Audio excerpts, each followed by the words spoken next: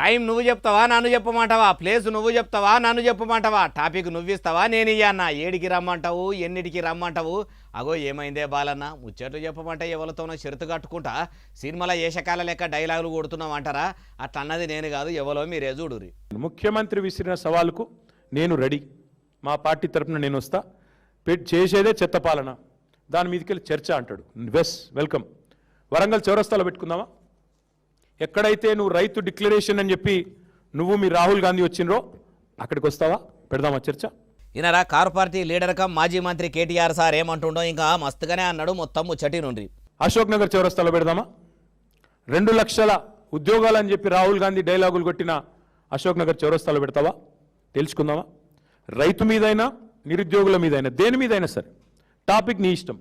అయ్యా సీఎం రేవంతాల్ సారే కాదు, కాంగ్రెస్ పార్టీ పెబ్బ రాహుల్ గాంధీ సార్ వచ్చినా కూడా చేయి సర్కారు చేస్తున్న ఏలుబడిని ఏలెత్తి చూపించుడే కాదు, లెక్కలతోని సహా నిరూపించకపోతే రాజకీయంలో నుంచే తప్పుకుంటామని అన్నాడు.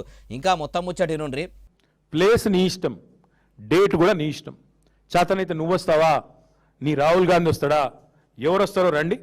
తప్పకుండా మిమ్మల్ని గనక అక్కడ గణాంకాలతో సహా మీ తప్పులు బయటపెట్టకపోతే, మిమ్మల్ని మీ పరిపాలన యొక్క వైఫల్యాన్ని నగ్నంగా నిలబెట్టకపోతే అశోక్ నగర్ చౌరస్తాలో, వరంగల్ చౌరస్తాలో శాశ్వతంగా రాజకీయాల నుంచి తప్పుకుంటా. కేటీఆర్ సారు మలి సర్కారు తప్పులు ఎన్ని ఉన్నాయో మొత్తం లెక్క చెప్పుకుంటా సీఎం అంగీలాగు ఇప్పి బరిబద్దల మంచిగానే నిలబెడతాం అంటారు. కానీ మీ కారు పార్టీ 10 ఏళ్ల ఏలుబడిల ముచ్చటింది.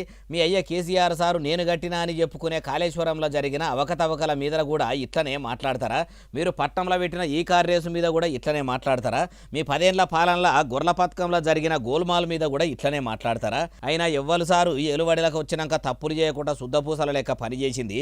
ఎవరు సారు ఎన్నికలప్పుడు ప్రజలకు ఇస్తామని చెప్పిన పథకాలు పురాగా అమలు చేసింది. మీరేం సొక్కమైన వాళ్ళు కాదు, కాంగ్రెస్ వాళ్ళు ఏం సక్కనోళ్ళు కాదు. అధికారంలో ఉంటే ఓ మాట, అధికారంలో లేకుంటే ఓ మాట మాట్లాడు. మీ రాజకీయం లీడర్లకు రాజకీయంతో పెట్టిన విద్య అంటుర్రు ఈ ముచ్చటిన్నోళ్ళు.